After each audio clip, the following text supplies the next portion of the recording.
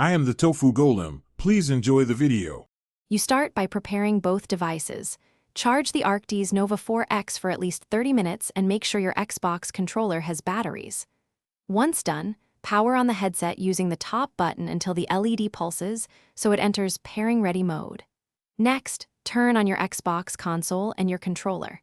Make sure the console is on the home screen. This reduces interference. You're aiming to have both the headset and controller powered and ready to pair before proceeding to the wireless link step. Now you'll pair the headset to the Xbox. On the controller, press the Xbox button to open the guide, go to Devices and Connections, then Accessories or Audio Devices depending on your OS version. Choose to pair a new device. At the same time, press and hold the headset pairing button until the LED flashes quickly. This signals active pairing.